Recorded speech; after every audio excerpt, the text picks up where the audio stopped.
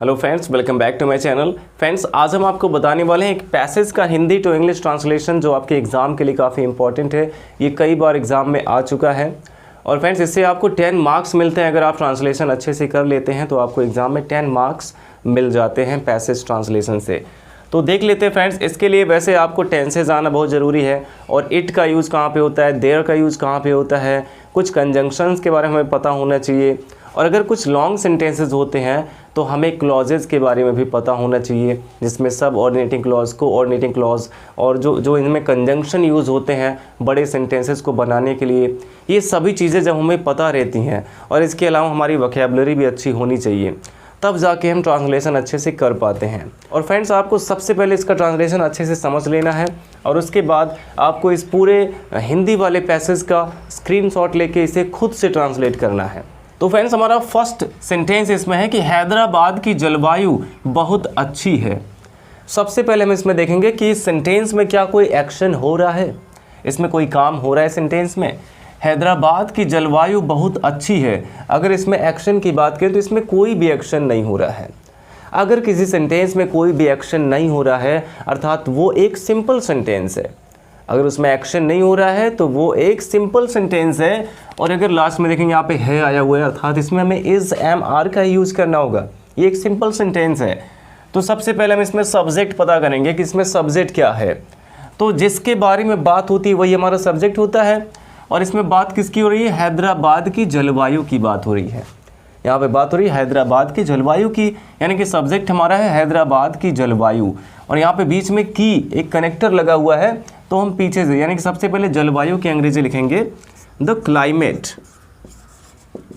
Climate of, की के लिए ऑफ लग गया, Hyderabad, the climate of Hyderabad बहुत अच्छी है। अब यहाँ पे हम है के लिए इज़ का यूज़ कर सकते हैं, बहुत अच्छी के लिए यहाँ पे हम लिखेंगे वेरी गुड।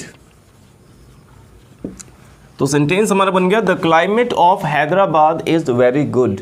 पहला सेंटेंस हमारा था हैदराबाद की जलवायु बहुत अच्छी है।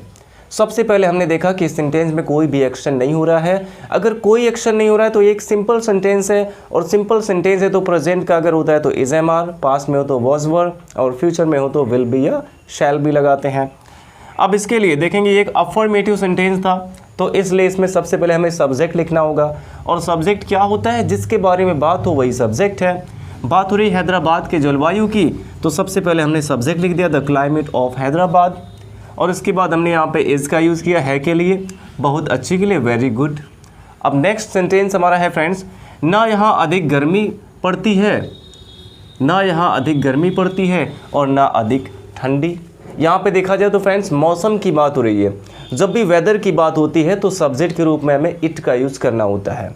अगर मौसम की बात हो या फिर टाइम की बात होती है तो वहाँ पे हमें सब्जेक्ट के रूप में इट का यूज़ करना होता है। तो हम इसमें इट का यूज़ करेंगे एज ए सब्जेक्ट। और ना अधिक गर्मी और ना अधिक ठंडक होती है, यहाँ पे होती है के लिए इज़ का यूज़ करेंगे इट इज़। अब ना यहाँ पे दो बार आया, ना अधिक गर्मी और ना अधिक ठंडक, तो इसमें हमें नीदर नॉर का यूज़ करना होगा। तो इट इज़ नीदर। अधिक गर्मी है तो इसके लिए हम यहाँ पे लिख सकते हैं too hot, neither too hot. ना अधिक ठंड तो यहाँ पे ना के लिए नॉर का यूज़ करेंगे, नीदर के साथ नॉर का यूज़। अधिक ठंड यानी कि टू कोल्ड। तो सेंटेंस हमारा बन गया कि it is neither too hot nor too cold. यहाँ ना अधिक गर्मी होती है और ना अधिक ठंडक होती है। अब नेक्स्ट सेंटेंस है कि यहाँ खूब वर्षा होती है, यहाँ खूब वर्षा होती है। फ्रेंड्स, यहाँ पे किसी चीज़ के एग्जिस्टेंस की बात हुई, यहाँ पे खूब वर्षा होती है। जब किसी चीज़ के होने या ना होने की बात होती है तो वहाँ पे हमें देयर का यूज़ करना होता है या फिर हियर का यूज़ कर सकते हैं। यहाँ के लिए हम यहाँ पे हियर का भी यूज़ कर सकते हैं कि हियर इज़। अब खूब वर्षा होती है, खूब के लिए हम प्लेंटी ऑफ का यूज़ कर सकते हैं। Here is plenty of rainfall. वर्षा के लिए यहाँ पे हम रेनफॉल का यूज़ कर सकते हैं। Here is plenty of rainfall, यहाँ खूब वर्षा होती है। लेकिन सड़कों पर कीचड़ नहीं दिखाई देता, तो लेकिन के लिए यहाँ पे हम बट का यूज़ करेंगे। कीचड़ नहीं दिखाई देता, अगर देखा जाए तो यहाँ पे ये पैसिव वॉइस का सेंटेंस है, नहीं दिखाई देता। तो क्या नहीं दिखाई देता? कीचड़ नहीं दिखाई देता। यहाँ पे सब्जेक्ट पे जोर नहीं दिया गया है, इसमें ऑब्जेक्ट पे जोर दिया गया है। क्या नहीं दिखाई देता? कीचड़ नहीं दिखाई देता। इसमें सब्जेक्ट पे जोर नहीं दिया गया, यानी कि सब्जेक्ट इसमें है ही नहीं। तो जब भी ऑब्जेक्ट पे ज़्यादा जोर दिया गया होता है तो वो सेंटेंस हमारा पैसिव वॉइस में बनता है। तो क्या नहीं दिखाई देता? कीचड़ नहीं दिखाई देता। इस ऑब्जेक्ट को हमें सब्जेक्ट के स्थान पे लाना होगा। बट नो मड, कीचड़ नहीं दिखाई देता, बट नो मड। देता का मतलब देता है, तो इसके लिए हम यहाँ पे इज का यूज़ करेंगे। नहीं दिखाई देता है, प्रेजेंट इंडेफिनिट के पैसिव वॉइस में इज एम आर के साथ थर्ड फॉर्म का यूज़ करते हैं। तो नो मड इज सीन, नहीं दिखाई देता है। कहाँ नहीं दिखाई देता? सड़कों पर, यानी कि ऑन रोड्स, ऑन रोड्स। तो सेंटेंस हमारा था कि यहाँ खूब वर्षा होती है, इसके लिए हमने लिखा कि here is plenty of rainfall, यहाँ खूब वर्षा होती है। But no mud is seen on roads, लेकिन सड़कों पर कीचड़ नहीं दिखाई देता है। अब अगर आप चाहें तो यहाँ खूब वर्षा होती है, इसको प्रेजेंट इंडेफिनिट टेंस के भी रूल से लिख सकते थे। इट रेन्स मच हियर, ऐसा लिख सकते थे। इट रेन्स, वर्षा होती है, मच अधिक यानी कि खूब, और हेयर का यूज लास्ट में कर सकते थे कि यहाँ खूब वर्षा होती है। या फिर हम ऐसे लिख सकते हैं कि here is plenty of rainfall, यहाँ खूब वर्षा होती है। But no mud is seen on roads, लेकिन सड़कों पर कीचड़ नहीं दिखाई देता है। तो फ्रेंड्स, आई होप आपको इतना समझ में आ गया है। अब इसके बाद हम इसके आगे के सेंटेंसेस देख लेते हैं। अब इसके बाद फ्रेंड्स हम नेक्स्ट सेंटेंस देखते हैं कि पठारी इलाका होने की वजह से यहाँ पानी बह जाता है और कहीं सड़कों पर इकट्ठा नहीं होता है। तो देखेंगे ये एक थोड़ा सा लॉन्ग सेंटेंस है कि पठारी इलाका होने की वजह से, यहाँ पे रीज़न की बात हुई है, यहाँ पानी बह जाता है और कहीं सड़कों पर इकट्ठा नहीं होता है। तो होने की वजह से, तो यहाँ पे हम इट का यूज कर सकते हैं कि इट बीइंग क्या होने की वजह से? एक पठारी इलाका, इट बीइंग अ प्लाटो। पठारी के लिए हम यहाँ पे प्लाटो का यूज करते हैं, PLATEAU। ये प्लाटो का मतलब होता है पठारी। तो it being a plateau region या फिर एरिया, यहाँ पे हम लिख सकते हैं क्षेत्र के लिए, इलाका के लिए। यहाँ पे हम एरिया लिख सकते हैं या फिर रीजन का यूज कर सकते हैं। It being a Plato area, अर्थात पठारी इलाका होने की वजह से। ये आपने सिंथेसिस में पढ़ा होगा, रीजन का बोध होने पर नॉमिनेटिव ऑब्सोल्यूट का यूज़ करना। यहाँ पे हमारा सब्जेक्ट इट है और इसके बाद का सब्जेक्ट हमारा क्या होगा? पानी बह जाता है, वाटर होगा सब्जेक्ट हमारा अगला सब्जेक्ट। तो जब दोनों के सब्जेक्ट अलग अलग होते हैं तो हम पहला सब्जेक्ट लिखने के बाद बीइंग का यूज़ करते हैं रीजन का बोध होने पर। वही नॉमिनेटिव एब्सोल्यूट का यूज़ करके हमने इस सेंटेंस को बनाया है कि it being a Plato area, पठारी इलाका होने की वजह से यहाँ पानी बह जाता है। Water flows here, water flows here, यहाँ पानी बह जाता है। ये प्रेजेंट इंडेफिनिट का सेंटेंस था, बह जाता है, ता है आया हुआ है। प्रेजेंट इंडेफिनिट का सेंटेंस था, वाटर सिंगुलर है इसलिए फ्लो में एस ऐड किया गया है, इसका फिफ्थ फॉर्म लिखा गया है। वाटर फ्लोज हियर, यहाँ पानी बह जाता है और कहीं सड़कों पर इकट्ठा नहीं होता है।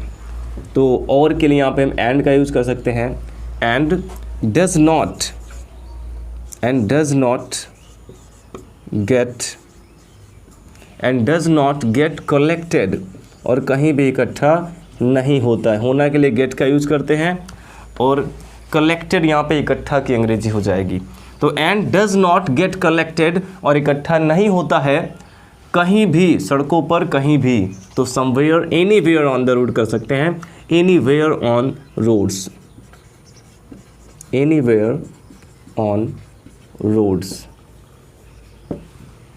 तो ये सेंटेंस हमारा था कि पठारी इलाका होने की वजह से।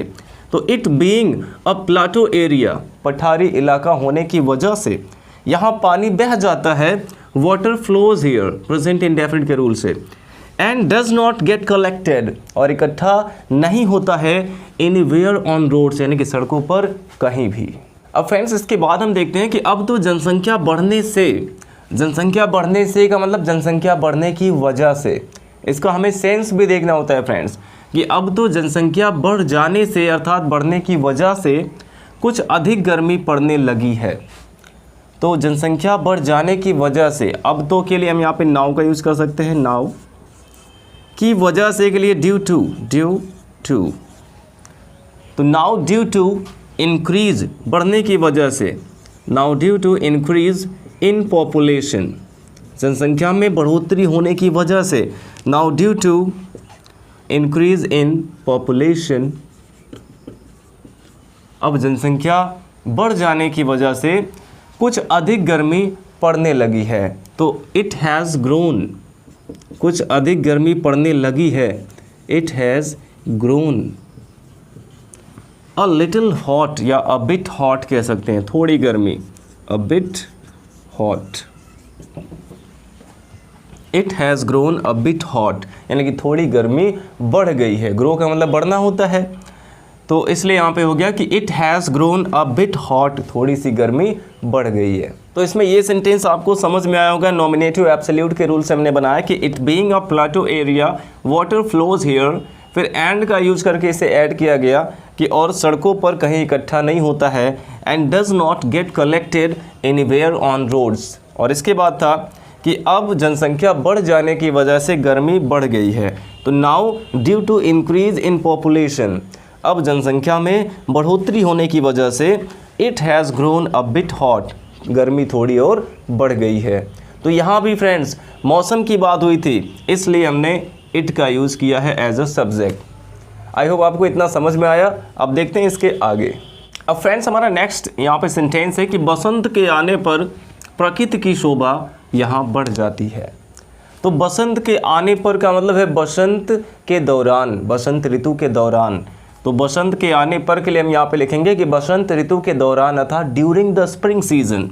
ये चीज़ हम यहाँ पे लिख सकते हैं कि बसंत के आने पर के लिए during the spring season, during the spring season अर्थात बसंत ऋतु के दौरान यहाँ प्रकृति की शोभा बढ़ जाती है, यानी कि the grace of the nature, the grace of nature, the grace of nature बढ़ जाती है। तो इंक्रीज का मतलब बढ़ना होता है और बढ़ जाती है प्रेजेंट इंडेफिनिट में है, तो increases, the grace of nature increases, प्रकृति की शोभा बढ़ जाती है। यहाँ के लिए हम यहाँ पे हेयर का यूज कर सकते हैं। ड्यूरिंग द स्प्रिंग सीजन अर्थात बसंत ऋतु आने पर, बसंत ऋतु के दौरान, the grace of nature increases here, यहाँ प्रकृति की शोभा बढ़ जाती है। शोभा के लिए हमने यहाँ पे ग्रेस का यूज़ किया है। अब इसके बाद फ्रेंड्स हम देख लेते हैं कि रास्तों पर वृक्षों की ठंडी छाया रहती है, रास्तों पर वृक्षों की ठंडी छाया रहती है। तो क्या रहती है? वृक्षों की ठंडी छाया, ये यहाँ पे हमारा सब्जेक्ट हो जाएगा, वृक्षों की ठंडी छाया, यानी कि cool shade, cool shade of the trees, of the trees, cool shade of the trees, यानी कि पेड़ों की ठंडी छाया अब रास्तों पर रहती है। रहती है का मतलब रास्तों पर पड़ती है, वो जो पेड़ों की छाया है रास्तों पर पड़ती है। और पढ़ना के लिए हम फॉल का यूज़ करते हैं, और यहाँ पे सब्जेक्ट हमारा है कूल शेड, ये हमारा मेन सब्जेक्ट है, इसलिए हम यहाँ पे फॉल्स का यूज़ करेंगे। फॉल्स पड़ती है कहाँ पे? सड़कों पर, यानी कि on the roads, on the roads. तो cool shade of the trees falls on the road, यानी कि सड़कों पर वृक्षों की ठंडी छाया पड़ती है। अब इसके बाद है वाटिकाओं से फूलों की सुगंध आती है। तो क्या आती है? फूलों की सुगंध। वाटिकाओं से फूलों की सुगंध आती है। सबसे पहले हमने क्या लगा कि क्वेश्चन किया कि क्या आती है, आंसर मिला फूलों की सुगंध। तो सबसे पहले हम फूलों की सुगंध की अंग्रेजी लिखते हैं द फ्रेगरेंस ऑफ, फ्रेगरेंस का मतलब सुगंध होता है, द फ्रेगरेंस ऑफ फ्लावर्स, यानी कि फूलों की सुगंध। तो फ्रेंड्स सबसे पहले हमने यहाँ पे सब्जेक्ट लिखा द फ्रेगरेंस ऑफ फ्लावर्स, का मतलब हो गया फूलों की सुगंध आती है। आती है का मतलब कंटिन्यूली वो सुगंध आती है। तो यहाँ पे हम लिख सकते हैं कि कंटिन्यू, कंटिन्यूज टू कम, आती रहती है। हमें ये लिखना होगा कि फूलों की सुगंध आती रहती है। तो इसके लिए हम लिखेंगे the fragrance of flowers continues to come, आती रहती है।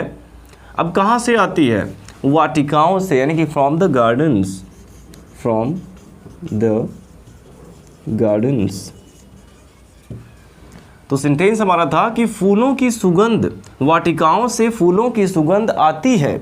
तो सबसे पहले हमने सब्जेक्ट यहाँ पे लिखा कि द फ्रैग्रेंस ऑफ फ्लावर्स, फूलों की सुगंध आती है, मतलब कंटिन्यूली आती है। तो कंटिन्यूज टू कम, या फिर केवल यहाँ पे कम भी लिख सकते थे, comes. The fragrance of flowers comes from the gardens, ऐसा भी लिख सकते हैं। और फ्रेंड्स हमारा नेक्स्ट सेंटेंस यहाँ पे कि दूर दूर तक हरियाली दिखाई पड़ती है। दूर दूर तक हरियाली दिखाई पड़ती है। क्या दिखाई पड़ती है? हरियाली। यहाँ पे एक ऑब्जेक्ट है, ये सब्जेक्ट नहीं है, क्योंकि दिखाई क्या पड़ती है? हरियाली। कौन देखता है? जो देखेगा वो हमारा सब्जेक्ट होगा, बट इसमें सब्जेक्ट का मेंशन हुआ ही नहीं है। यहाँ पे ये हरियाली जो है ये एक ऑब्जेक्ट है, अर्थात इस पर ऑब्जेक्ट पे जोड़ दिया है, यानी कि ये एक पैसिव वॉइस का सेंटेंस है। तो सबसे पहले हम इसमें हरियाली को सब्जेक्ट के स्थान पे लिखेंगे कि द, या फिर केवल ग्रीनरी हम लिख सकते हैं। ग्रीनरी दिखाई पड़ती है, प्रेजेंट इंडेफिनिट का passive voice, is seen, is के बाद वर्ब की थर्ड फॉर्म।